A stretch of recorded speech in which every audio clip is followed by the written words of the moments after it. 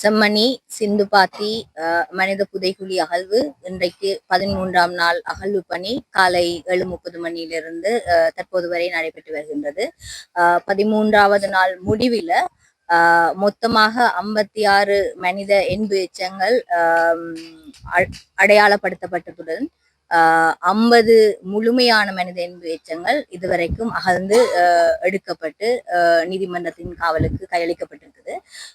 இன்றைய நாள் ஏற்கனவே சந்தேகத்துக்கிடமான பகுதியாக தொல்லியல் பேராசிரியர் ராஜ்சுமதவ் அவர்களினால் அடையாளமிடப்பட்டு கொடுக்கப்பட்ட பகுதி அகழ்வு ஆராய்ச்சி பணிக்குரிய 2வது பிரதேசமாக பிரகடனப்படுத்தப்பட்டிருக்கு நீதிமன்றத்தால. ஏற்கனவே ஆரம்பிக்கப்பட்ட பகுதி அகழ்வு ஆராய்ச்சி பகுதிக்கான 1வது இடமாகவும் சந்தேகத்துக்குரிய பகுதி துப்புரவாக்கப்பட்டு அதிலிருந்து 3 மனித எச்சங்கள் அடையாளப்படுத்தப்பட்டிருக்கிறதால அந்த பகுதி அகழ்வு ஆராய்ச்சிக்கான 2வது பகுதியாகவும் பிரகடனப்படுத்தப்பட்டிருக்குது. அடையாளப்படுத்தப்பட்ட 3 என்பு அச்சங்கள் துப்புரவாக்கப்பட்டு விடுபட்டிருக்குது.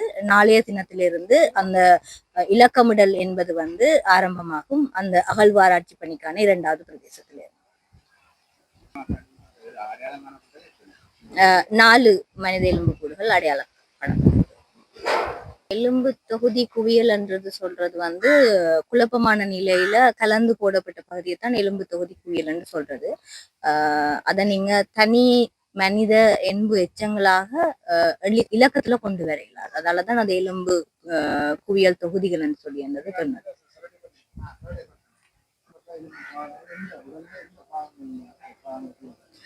மனித எலும்பு ஆய்வுகளை ஆரம்பிச்சா மட்டும்தான் அந்த பகுதிகளுக்குரிய எலும்பு என்னன்றதை தெளிவாக கூறக்கூடியதா இருக்கும். இல்லாட்டி அதை சொல்ல இயலாது. இனங்காணப்பட்ட பொருட்கள் என்று சொல்லியண்டில்ல ஏற்கனவே ஒரு மனித எலும்போட சேர்ந்த துணிகள் மற்றது சப்பாத்து போன்ற பொருட்கள் அடையாளப்படுத்தப்பட்டு வச்சிருக்குது. அதை இன்னும் அகழ்ந்தெடுக்கல, நிலத்திலிருந்து பிரித்தெடுக்கல. அநேகமா இன்றைக்கு பிரித்தெடுத்துருவாங்கன்னு நினைக்கிறேன். அப்ப நாளைக்கு உங்களுக்கு அது தொடர்பான மேலதிக தகவலை தரக்கூடியதா இருக்கு. 50க்கும் மேற்பட்ட எலும்பு தொகுதிகள் அடையாளம் காணப்பட்ட நிலையில இதெல்லாம் பரிசோதனைகள் எப்போது ஆரம்பிக்கப்படும்? தனித்தனியா இது யாருடைய இதுக்கு எப்படி அந்த பரிசோதனைகள் எப்போது ஆரம்பிக்கப்படும்? அது சொல்லக்கூடியதா? மனித எலும்பு ஆய்வு என்றது தொடர்பான விஷயத்துல எனக்கு உங்களுக்கு கருத்து சொல்ல இயலாது.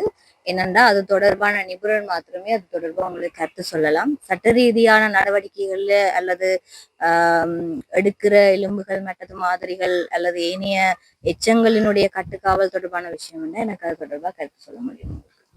இந்த வழக்கினுடைய முறைப்பாட்டாளரான கிருபாகரன் சார்பில் இந்த வழக்கிலே ஆஜராகின்றோம். உண்மையில் இந்த சிந்துபாத்தி மாகாணத்திலே ஆரம்பத்தில் தகன மேடை அமைக்கப்பட்ட பொழுது சில எலும்பு பாகங்கள் கண்டெடுக்கப்பட்டது. அந்த பணியாளர்கள் அந்த விடயத்தை அரசு அதிகாரிகளினுடைய கவனத்துக்கு கொண்டு சென்ற பொழுது அவை மாட்டெலும்புகள் என்று கூறி இந்த புதைகுழியை மூடி மறைப்பதற்கான முஸ்தீபுகள் ஆரம்பத்திலே எடுக்கப்பட்டது. அதற்கு எதிராக கிருபாகரனால் போலீஸ் நிலையத்தில் முறைப்பாடு வழங்கப்பட்டு நாங்கள் நீதிமன்றத்திலே ஆஜராகித்தான் இந்த வழக்கு ஆரம்பிக்கப்பட்டது. ஆனால் இடையிலே பல திசை திருப்பல்கள், இந்த வழக்கை திசை திருப்புவதற்கான முஸ்தீபுகள் மேற்கொள்ளப்பட்டு அதனுடைய இறுதி கட்டமாக இப்பொழுது முறைப்பாட்டாளருக்கும் பல்வேறுபட்ட அச்சுறுத்தல்களும் இடையூறுகளும் பல்வேறுபட்ட தரப்புகளால் மேற்கொள்ளப்பட்டு வருகிறது. அதை தாண்டித்தான் இந்த புதைகுழி அகழ்வு பணியை மேற்கொள்வதற்கு நாங்கள் எங்களுடைய ஒத்துழைப்புகளை வழங்கி வருகிறோம். இதிலே நாங்கள் ஊடகங்களுக்கும் மக்களுக்கும் தெரிவிக்கின்ற விடயம் என்னவென்றால், இங்கே தோண்டப்பட்டு கொண்டிருப்பது மாத்திரம் புதைகுழி அல்ல, இது ஒரு அடையாளம். இதை தாண்டி இதை சுற்றி பல்வேறுபட்ட புதைகுழிகள் இருக்கலாம் என்று நாங்கள் உறுதியாக நம்புகின்றோம். அவையும் கிளறப்பட வேண்டும் என்றால் ஒட்டுமொத்த நீதிக்கான குரல்கள் பாரிய அளவில் வெளிக்கிளம்ப வேண்டும். இந்த விடயத்தை நாங்கள் மக்களுக்கு இப்பொழுது தெரிவிக்கின்றோம். ஏனைய விடயங்களை வெகு விரைவில் ஆதாரங்களோடு மக்கள் மன்றத்திலே அம்பலப்படுத்துவோம். நன்றி. உண்மையை சொல்ல போனால் முறைப்பாடுகள் எந்த நிலையங்களுக்கு வழங்கப்பட வேண்டுமோ அந்த நிலையங்களுடைய உயர் மட்டங்களால் தான் அச்சுறுத்தலே வழங்கப்படுகிறது. இதனால தான் நாங்கள் ஈழத்திலே அரங்கேறின இனப்படுகொலைக்கு மீண்டும் மீண்டும் சொல்லி வாரம் சர்வதேச விசாரணை ஒன்று மாத்திரம்தான் எங்களுக்கு தீர்வாக அமையப்பெற முடியும் என்று நாங்கள் மீண்டும் மீண்டும் வலியுறுத்துறோம். இந்த இடத்திலையும் அதை நாங்கள் மீண்டும் வலியுறுத்துறோம். நீதிமன்றத்தினுடைய கவனத்துக்கு நாங்கள் கொண்டு செல்கிறோம். அது பற்றி ஏனைய விடயங்களை முறைப்பாட்டாளர் உங்களுக்கு நேரடியாக தெரியப்படுத்துவார். சர்வதேச அமைப்புகள் சர்வதேச சமூகத்தின் கண்காணிப்பு இருக்க வேண்டும் என்ற சம்பந்தமாக முறைப்பாடுகள் நீங்க கோரிக்கை.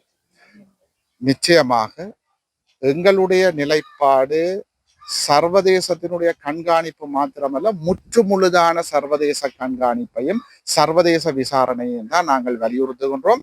அதை நாங்கள் ஐக்கிய நாடுகள் மனித உரிமைகள் பேரவையிலிருந்து சகல சர்வதேச மட்டங்களுக்கும் நாங்கள் அதை எடுத்து எம்பி இருக்கின்றோம்.